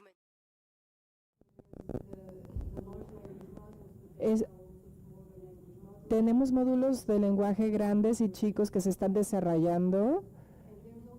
También hay algunos países que están viendo esto como una inversión en un bien público y es algo que también creo será un cambio. También todo el proceso de utilizar en vez de datos sintéticos. Creo que es un movimiento a tratar de hacer esto mucho más disponible porque el problema es este poder computacional que se necesita y en el momento está en la mano de pocas compañías, pero deberíamos de ir a esa posibilidad. No estamos ahí todavía, pero creo que vamos hacia allá o en esa dirección y es positivo. Continúo, yo no soy tan optimista, pero no, sí soy optimista. La verdad que creo mucho en las posibilidades que nos abre la inteligencia artificial. Sí creo que la narrativa que estamos escuchando de la destrucción de la humanidad, de cómo las máquinas inteligentes nos van a sustituir, es una narrativa que sirve a la consolidación del poder de unos pocos. Como vos mencionabas, los GAFAM, el poder que están amasando y ahora con la inteligencia artificial generativa, es enorme y hay pocas herramientas que hayamos utilizado en el pasado que no fueran tan bien capaces de generar daño y el problema fue por cómo los utilizamos el ser humano, ¿no? Y en general también por cómo lo utilizaron los más poderosos. Por eso me parece que es muy importante que la legislación y la regulación a nivel global, pero a nivel local también sirva a limitar ese poder. Y se está haciendo mucho. Ahí Alejandra y Elisa ya estaban mencionando las cosas que se están haciendo. Muchas gracias, Lucía. Adelante, Penilei. Yo quiero cerrar con algo que se dijo muy al principio respecto a cómo hay una gran concentración, como ya se dijo, de poder de algunas empresas, pero también geográfica. La mayoría de toda esta tecnología que se está desarrollando en este momento requiere de muchísima inversión, y esa inversión está principalmente en grandes fondos financieros que están en esta región que ahora llamamos el norte global, y por tanto yo creo que desde el punto de vista del sur global, desde donde estamos teniendo esta conversación, el papel que podemos tener los ciudadanos, y en mi caso desde la prensa, es impulsar mayor cantidad de inversiones públicas, porque no veo yo grandes empresarios en la región que estén dispuestos o que tengan suficientes incentivos fiscales, para decirlo pronto, respecto a hacer las grandes inversiones que estamos viendo en compañías como las que mencionábamos, como estas compañías de Silicon Valley, como compañías que están relacionadas con el gobierno chino, y con el gobierno chino en particular. Bueno, hay una intención evidentemente política que podríamos dar para un panel completo nuevo, pero sí creo que un poco el papel que podemos hacer como ciudadanos, y en mi caso como periodista, desde donde estamos en la sociedad y en la geografía del planeta, es impulsar mayor inversión pública también, para tratar de pensar en esto, en que los algoritmos también nos consideren.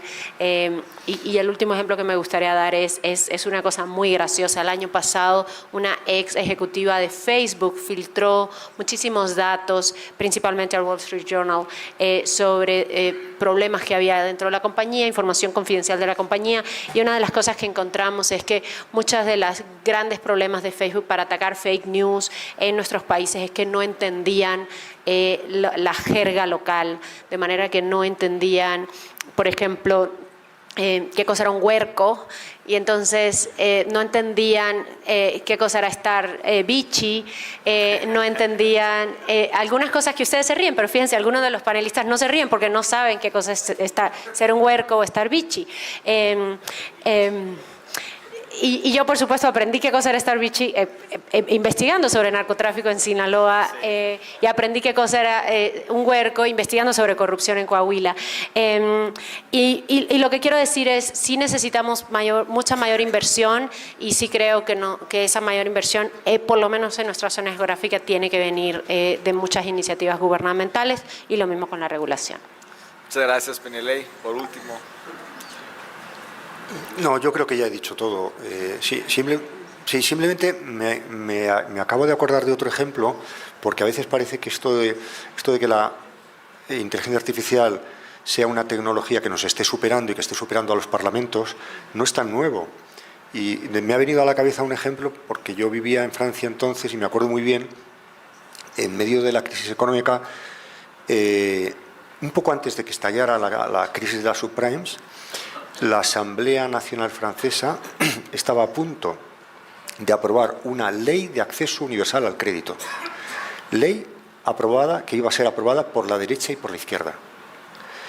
Y fue una cuestión de días, estalla la crisis económica, y de aquella ley no se volvió a saber nada.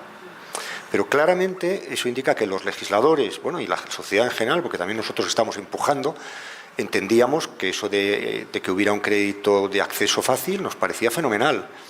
¿Y de qué nos habla esto? Nos habla de la necesidad de generar instituciones inteligentes que sean capaces de poner en marcha principios anticíclicos. Eso lo aprendimos con la crisis económica, nos ha costado mucho. Todavía no lo sabemos del todo cómo hacer, ha habido 3 acuerdos de Basilea. Ahí tenemos un campo distinto del que estamos ahora analizando, que es el campo financiero, sobre el cual seguimos experimentando y no tenemos una fórmula exacta acerca de cómo dar estabilidad a un mundo cuya economía está excesivamente financiarizada. Muchísimas gracias. Un aplauso para todas y todos los panelistas.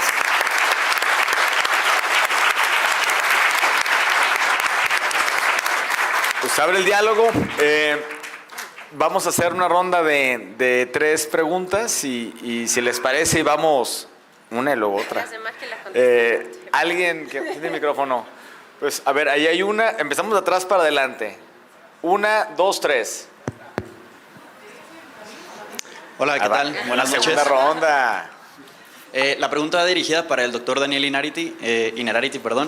En este mundo donde ahora los dispositivos móviles y digitales, redes sociales, son nuestro acceso a la información, y al mismo tiempo somos casi dependientes a este mismo para la toma de decisiones, el algoritmo de los primer tema mencionado, filtro burbuja, limita o impide, como usted menciona, un cambio de postura, opinión o partido, hablando de democracia, o de preferencia de consumo, hablando de empresas, teniendo en cuenta los monopolios y partidos en poder que pueden comprar las empresas que manejan los algoritmos?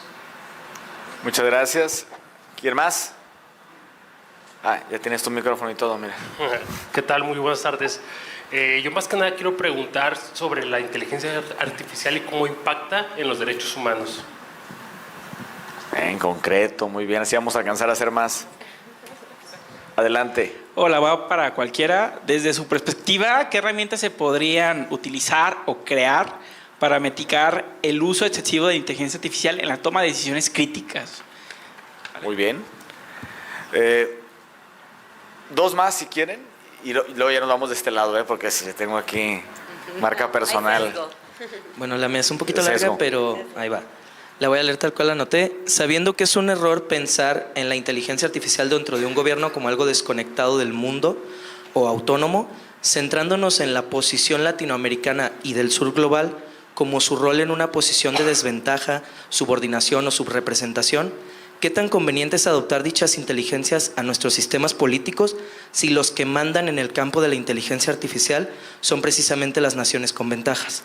Y si podemos pensar estas implementaciones como una ventaja o un riesgo para nuestra soberanía en el mundo ante naciones dominantes o ante las fuerzas del mercado. Gracias. Es estudiante de ciencias políticas, se nota, ¿no? Se nota. No nos dimos cuenta. Muchas gracias, felicidades al panel. Para la senadora quisiera preguntarle, nos hablaba usted de que hay cerca de 20 propuestas de iniciativas para regular la inteligencia. En Internet solamente aparecen 2. ¿Qué otras hay y qué futuro le ve? ¿Cuándo saldrá? Porque hay una iniciativa de un diputado de hace tiempo que aprobó la Cámara de Diputados, la pasó al Senado y creo que está durmiendo. No. Gracias. Muy bien, muchas gracias. O sea, no es para que contesten todos, todas, pero quien quiera hacer uso de la voz. ¿Había una directa para ti, Daniel? Difícil, una pregunta importante pero difícil de contestar. Voy a contestar con una pequeña explicación de dónde nos encontramos y qué significa Internet.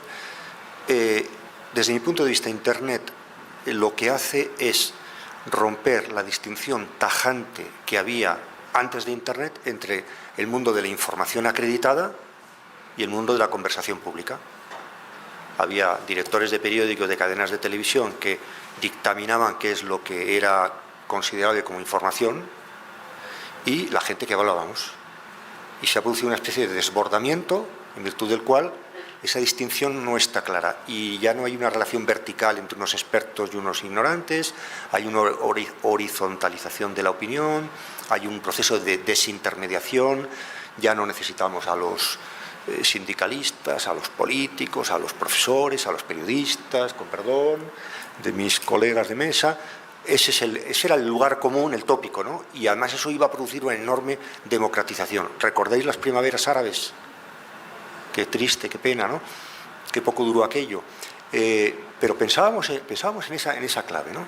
Bueno, ahora estamos en otro capítulo. Estamos ahora en un capítulo en el cual estamos viendo, aparte de los escándalos de Cambridge Analytica y estas otras cosas, estamos viendo en general, estamos viendo la gente, las personas, estamos viendo en un horizonte en el cual el problema no es la accesibilidad a datos, la accesibilidad a información, sino la discriminación entre el ruido y la información de calidad, entre las fake news y la opinión acreditada. Y tenemos que restablecer, este sería el programa político que me atrevería a formular, ¿cómo restablecemos un tipo de autoridad epistémica, política, periodística, compatible con la gran conquista que ha sido la horizontalización de la información en el mundo de Internet? Gracias a Internet, yo creo que es esto, ¿no? Y la otra cosa que me he quedado dentro de las preguntas que había es sobre el tema de las decisiones críticas. Y solamente una cosa para complicarlo todavía más. Es que, vamos a ver, hay decisiones críticas que deberíamos abandonar en manos de las máquinas, que deberíamos dejar en manos de las máquinas, y decisiones críticas que deberíamos, para las que deberíamos reservar un protagonismo humano. ¿Por qué? Vuelvo a la teoría de la complementariedad. Hay errores típicos de las máquinas y errores típicos de los humanos. Podríamos ahora poner muchos ejemplos de... A mí el tema que me gusta, Lucía me ha oído ya mucho hablar de esto, el tema que me encanta es la aviación, y hay errores de aviación que se deben a una excesiva confianza en las máquinas, y hay errores de aviación que se deben a una excesiva manualización de los procesos. O si entramos en el mundo de Internet, la introducción de manualización, de criterios de control de contenidos, ha tenido efectos positivos y ha tenido efectos negativos.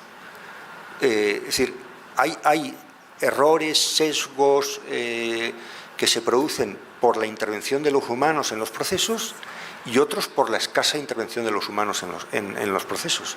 Con lo cual no hay una respuesta definitiva, hay una respuesta que me permite salirme por las ramas. Depende. Se acabó 3 de los 5 minutos que quedaban, entonces a quien guste. So, I think Considero que una de las preguntas tiene que ver con un punto verdaderamente importante en mi opinión, que es ¿qué tan listos estamos para ver la compensación que existe entre la eficiencia y el ser invasivo? Si verdaderamente queremos tener información confiable, mientras más queramos tener aplicaciones e inteligencia artificial que funcionen muy bien, puede ser que necesitemos aceptar que esto va muchísimo más allá del reconocimiento facial. Creo que es una compensación de la sociedad, porque queremos tener la eficiencia, avanzando más y más, teniendo inteligencia artificial a nuestro favor, pero esto quiere decir que aceptaríamos que esto es invasivo, y yo creo que aquí es en donde empiezan las conversaciones entre la sociedad. Creo que es una investigación muy interesante acerca de la brecha organizacional. Las generaciones más jóvenes están muchísimo menos preocupadas acerca de la privacidad de los datos que la gente que estamos sentados en esta mesa. Hay una encuesta muy interesante que se hizo en Estados Unidos acerca de algo completamente diferente. Tenía que ver con hacer una pregunta de ¿aceptarían tener cámaras en sus hogares si esto permitiera evitar violencia y actividades legales? Así que este es un proceso completamente diferente. Una encuesta financiera, la respuesta de las personas fue muy poca, 75% o algo así. Pero por los que estaban debajo de los 30, esto duplica el número de personas que estaría de acuerdo con esto. Y creo que aquí hay una división generacional acerca de cómo pensamos nosotros en la privacidad y cómo piensan los jóvenes, los más jóvenes. Así que creo que verdaderamente necesitamos educar mucho más acerca de qué significa la privacidad. Porque hay una diferencia entre este panel y tal vez yo soy mayor que muchos de ustedes y la gente que está frente a nosotros cuando se trata de privacidad. Thank you very much, Elisa. We've got literally 2 minutes. Yendo a la pregunta del politólogo, la implementación de tecnologías en los países del sur global, y si tenemos que incorporar estas tecnologías que son de proveedores del norte, a mí me gusta que se está empezando a hablar en vez del sur global de la mayoría global, ¿no? Me gusta más ese término.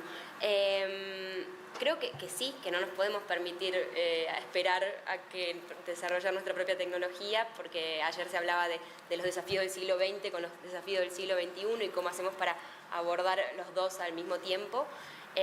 Pero sí hay un par de claves. Incorporemos esas tecnologías diversificando en la mayor cantidad posible, y ahí empieza a hacer la tensión entre Estados Unidos, China, pero bueno, es un diálogo que está abierto, y crear capacidades, ¿no? Digo, si vamos a incorporar estas tecnologías, también creemos capacidades al mismo tiempo a nivel estatal, pero a nivel de la ciudadanía también, y a nivel del sector privado también, para que estas tecnologías que quizás vienen de proveedores de otras partes del mundo sean en beneficio de nuestra sociedad y no en detrimento de nuestra sociedad.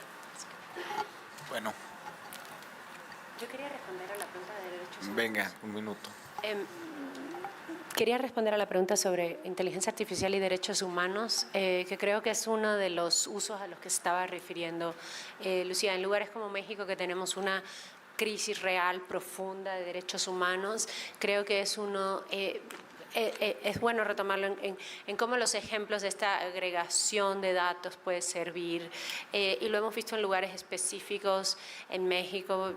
Yo creo que uno de los lugares destacados es el uso de tecnología para bajar violencia en lugares como La Laguna, como Ciudad de Nezahualcóyotl en la Ciudad de México, como en algunos lugares. Ponía el ejemplo yo al principio de un caso muy pequeño, en el caso en el que yo he estado trabajando con mi equipo, y sí se ha utilizado muchísimo, sobre todo en el caso de mi oficio, sobre todo en términos de agregados de datos y entender discriminación sistémica, y usar eso, por supuesto, en beneficio de defensa de derechos humanos. Yo creo que ese es un uso esperanzador.